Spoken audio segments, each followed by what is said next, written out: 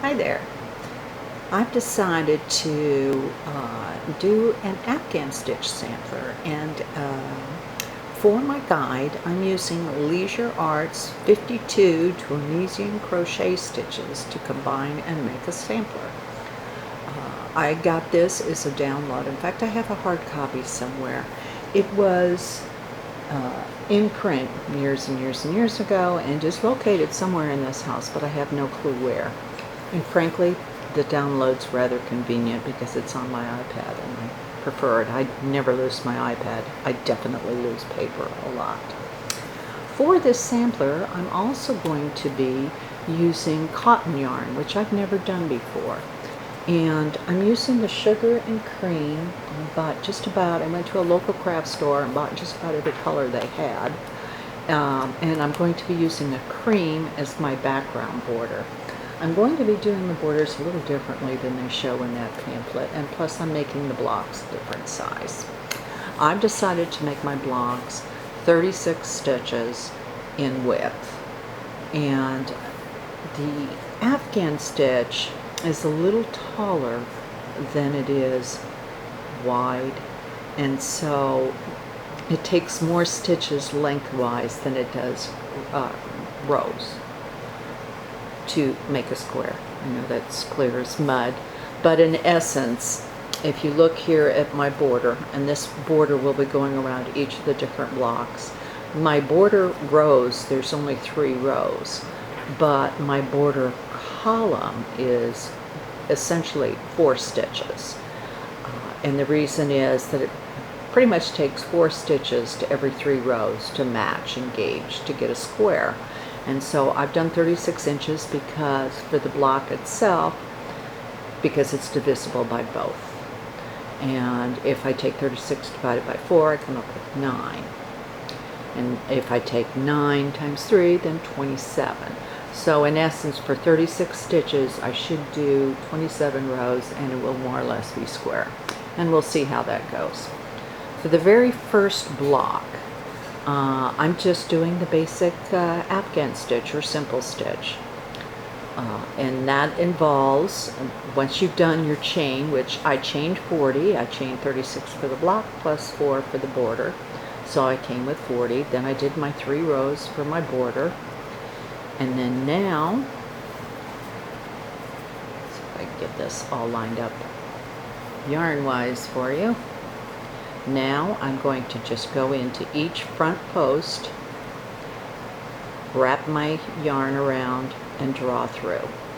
This is the first half of the row. The row consists of 2 parts. First going right to left to the end where you bring up the stitches, and then left to right where you drop them off. And that's what each row consists of. So the first half of the row is bringing up, and when I get done going through each one of these posts, I should have 40 stitches, 36 for the block of purple, and then 4 of the cream for the white, for the border rather.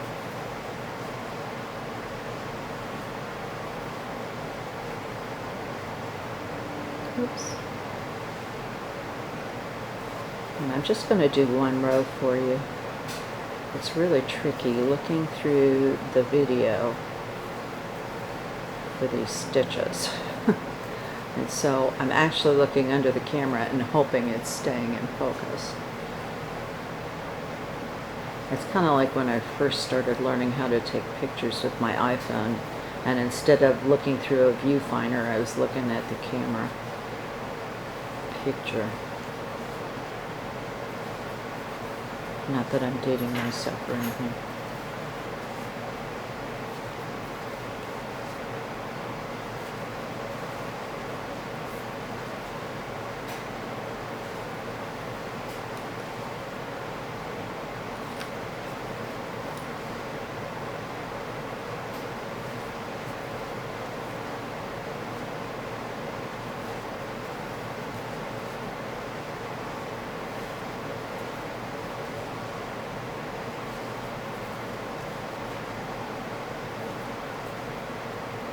I've got this leaning on my bed. I tried doing this with 3 legs on the tripod, and I've got one leg on the bed and the other two on the floor, because when I tried 3, I could not get the tripod close enough to a chair that I could actually see what I was doing when I was stitching and still keep everything reasonably in focus.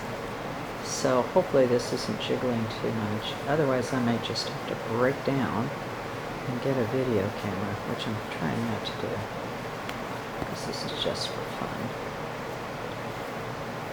Okay, now I'm going to change colors, and I'm going to the cream. I've got the cream on a bobbin, and that is just, and the purple is still on the skein.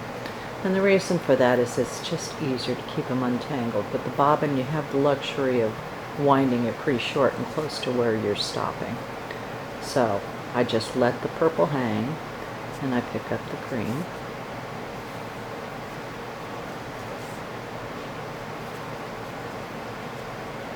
And then when I go into the end, I want to make sure that I'm picking up both strands.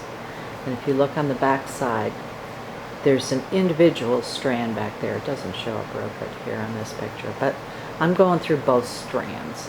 You could do it with just one, but you end up with these big holes. And as you can see there, by going through both, it's nice and close-looped, which is exactly what I'm going for. Okay, when I come back, and you do this with all of your rows, you go, for the first one, you just go through one. There's no dropping involved. And that's just basically to square off the row. Then the rest of them you're going to pull through, and you're going to catch 2 loops at a time until you're down to 1 loop. And so these first few, I do the cream. When the next one to be done is a different color, in other words, you're going through 2 loops at a time. When the loop on the right is a different color, that's when you switch your draw through loop to that color. So in this particular case, I'm switching to the purple, and I just let the white drop behind me. And then we go through. And this is the second half of this one row. Now there's also on the website, and she does a much better job with her camera than I'm doing, a Tunisian tutorial, YouTube tutorial on both the knit stitch, the basic simple Afghan stitch, chaining, and how to get that row set up, etc. So feel free to look at those. And you can also just Google it. They're all over the place. Or you can try to figure out what I'm doing.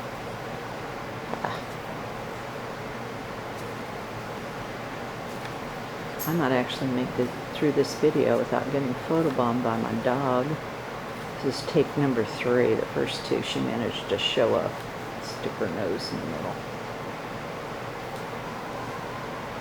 So at some point during this Afghan, I'm sure I'll be introducing you to her. Chloe, she's a sweetie, but also a pest.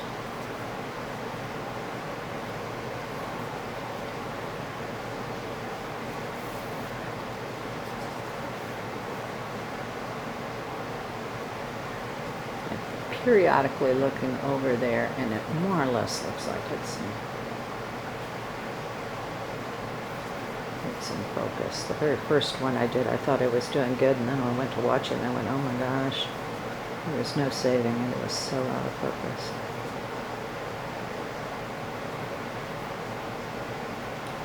Okay, so that's your basic Afghan stitch row.